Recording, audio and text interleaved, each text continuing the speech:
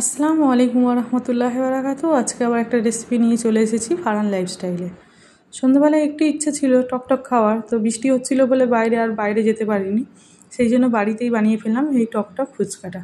তো প্রথমে আমি আলুটাকে আর মটরগুলোকে ভালোভাবে ধুয়ে সিদ্ধ করতে বসিয়ে দিয়েছিলাম।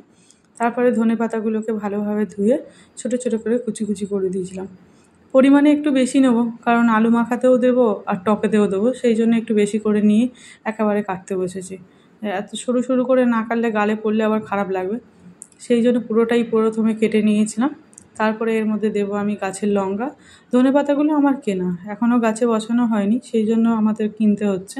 মেজো ভাইজান বলছিল যে এবার আমি ধনেপাতা চারা বসাবো, তো তাতে আমার বেশি সুবিধা হবে, প্রত্যেকটা রেসিপিতে আমি একটু ধনেপাতা দিতে পারবো। তো তারপরে দিয়ে দিয়েছিলাম একটু পেঁয়াজটা দেবো আলু মাখাতে পেঁয়াজ দিলে না খুব সুন্দর লাগে খেতে। বাড়িতে কোনো দিন যদি করে খেয়েও তাহলে বলবে, অবশ্যই দেখবে খুব ভালো লাগবে।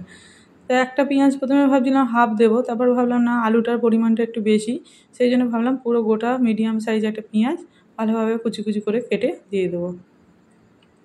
এরপরে দিয়ে দেবো একটু কাঁচা লঙ্কাটা সাংঘাতিক ঝাল, সেই জন্য একটা কাঁচা লঙ্কাই দিয়েছিলাম, বেশি দেবো না। কাঁচা লঙ্কাটা ধুয়ে ছোটো ছোটো করে কুচি কুচি করে দিয়ে দিচ্ছি। তো ফারহানের খুব তাড়া ছিল, সেই জন্য খুব ছটপট করছিল, ওই জন্য আমি তাড়াহুড়ো করে করছিলাম, একটা হাতে কাজ তো, সেই জন্য একটু দেরি হয়। তো ওকে বলছিলাম দাঁড়া, আমি তো করার চেষ্টা করছি তাড়াতাড়ি। তারপরে এই লেবুটা একটু দেবো, লেবুটা একটু জাস্ট গন্ধ নেওয়ার জন্যই দেবো। তারপরে দেবো একটু গাছ থেকে পেড়ে আনা লেবু পাতা। আমি প্রথমে টকটা রেডি করে নেবো, তার জন্য প্রথমে এর মধ্যে দিয়ে দিচ্ছি একটু নুন, এটা রেগুলার নুন আছে। তারপরে দিয়ে দিলাম ধনে জিরে গোলমরিচ গুঁড়ো, তারপর একটু চাট মশলা, একটু বিট নুন, একটু দিয়ে দেবো ধনেপাতা কুচি, তারপরে লেবু পাতা আর একটু পুরাতন তেঁতুল দিয়ে ভালো করে হাত দিয়ে আগে কচলে নেব। অনেকক্ষণ ধরেই কচলালে কী হয়, লেবু পাতার গন্ধটাও থাকে আর এই তেঁতুলটাও ভালোভাবে টকটা ছাড়িয়ে নিতে পারে। দেখো আমার মোটামুটি হয়ে গেছে। এরপরে আমি একটু বেশি করে জল দিয়ে দেবো, দিয়ে কিছুক্ষণের জন্য আমি রেখে দেবো, যাতে পুরোপুরি টকটা যেন ধরে নেয়। এরপরে একটুখানি ওই লেবুটার পিলটা একটুখানি আমি একটু গ্রেট করে দেবো, যাতে একটু সুন্দর স্মেল বেরোয়, গন্ধরাজ লেবু তো, সেন্টটা খুব সুন্দর লাগে, সেই জন্য একটু ভালোভাবে গ্রেট করে দিয়ে দিলাম ওর খোসাটা। তারপরে লেবুটাই রস বার করে দিয়ে দেবো ওর মধ্যে। ভালোভাবে একটু টকটা না হলে বেশ ভালো লাগে না, ফুচকার টক আর আলু মাখাটা যদি সুন্দরভাবে না হয় না, ফুচকার টেস্ট আসে না। তারপর আমি এখানে ইন্ডাকশানে বসিয়ে দিয়েছি প্যানটা, এর মধ্যে একটু দিয়ে দেবো রিফাইন অয়েল, একটু বেশি করেই অয়েলটা দেবো, যাতে করে যেন ভালোভাবে ফুচকাগুলো ভাজা যায়। তার মধ্যে আমি দেখতে গেলাম আলুটা সিদ্ধ হয়ে গেছে কিনা, তারপর দেখছি আলুটা সিদ্ধ হয়ে গেছে, আমি তো এই জন্য কুকারটা অফ করে দিয়েছি। এদিকে এসে দেখলাম তেলটাও গরম হয়ে গেছে। তারপরে একটা একটা করে ফুচকাগুলো আমি ছেড়ে দিয়েছি। দেখো তেলটা আমার একটু বেশি গরম হয়ে গেছিলো, তাই জন্য এদেরকে রাখতেও পারছিলাম না, আর জায়গাটা তো একটু ছোটো, সেই জন্য তাড়াহুড়ো করে ভেজে নিয়েছিলাম। এটা একটু লাল হয়ে গেছে, বাদ বাকিগুলো আমি ফের আবার ঠিকঠাকভাবে ভাজছিলাম। তো ভাবলাম একটু গ্যাসটা আমি করে দিই, ইন্ডাকশানের ফ্লেমটা একটু লো করে দিই, তাতে করে কী হবে, ফুচকাগুলো সুন্দরভাবে একটু বাদামি কালারের ভাজা হবে। নর্মালি তো ওখানে কিন্তু এইরকমই কালারেই ভাজা হয়, খুব বেশি যে লাল টকটকে বা খুব বেশি যে সাদা থাকে সেরকম না।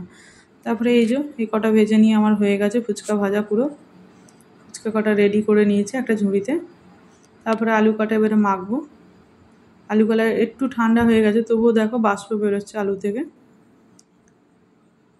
এবারে আমি আলুগুলোকে ভালো করে ছেনে নেব, খুব গরম ছিল বলে আমি হাত দিতে পারছিলাম, তাই জন্য স্ম্যাচার দিয়ে স্ম্যাচ করে নিচ্ছি।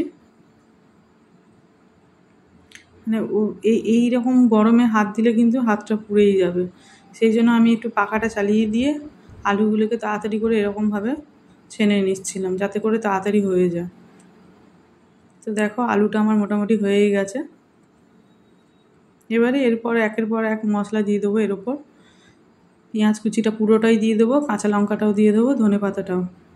সব কটা দেওয়ার পর আমি ভালোভাবে আগে চামচ দিয়ে আলুর সাথে মাখিয়ে নেব।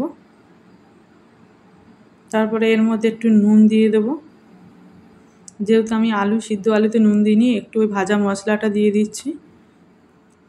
আর দিয়ে দেবো একটু ফুচকার জন্য করে রাখা টকটা। এই টকটা দিয়েই আলুটা মাখলে আলুর একদম টেস্ট পুরো আলাদা হয়ে যায়। ভালোভাবে আলুর সাথে মাখিয়ে নিয়েছি। হ্যাঁ, এত গরম আমি হাত দিতেই পারছিলাম না প্রথমের দিকে, তাই জন্যই চামচ দিয়ে আমাকে করতে হচ্ছিল। দেখতেই পাচ্ছ বাষ্প ছুটছে। তারপরে দেখলাম টকটা একটু মনে হয় কম হবে, সেই জন্য আবার পরে ফের আমি টক দিয়ে দেবো। তার মধ্যে এবার দিয়ে দিচ্ছি সিদ্ধ করে রাখা মটর আর ছোলাটা।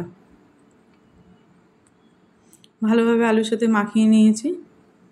দেখো একটু মনে হচ্ছে ড্রাই, ওই জন্য একটু মশলা দিয়ে আর একটু বেশি করে টক দিয়ে মোটামুটি আমার তৈরি হয়ে গেছে আলু কাবলির আর ফুচকার আলু মাখাটা। তারপরে আমি একটা একটা করে চামচে করে এইভাবে ভরে দিয়েছিলাম সবকটা, যাতে খেতে সুবিধা হয়। তো দেখো একটা একটা করে সবকটা আমার ভরা হয়ে গেছে। তারপরে ওদের খেতে দিয়েছিলাম। তো কেমন লাগলো পুরো ভিডিওটা জানিও বন্ধুরা। আশা করি তোমাদের ভালো লাগছে। যারা যারা আমার পুরো ভিডিওটা দেখছে তাদেরকে অনেক থ্যাংক ইউ। পারলে আমার চ্যানেলটাকে লাইক করে, সাবস্ক্রাইব করে, শেয়ার করে দেবেন। পাশে থাকা বেল আইকনটা চেপে আমার পাশে থাকবেন। আবার দেখা হবে নতুন একটা এপিসোডে। ততক্ষণ ভালো থাকবেন, সুস্থ থাকবেন। আবার দেখা হবে। তারা বন্ধুরা।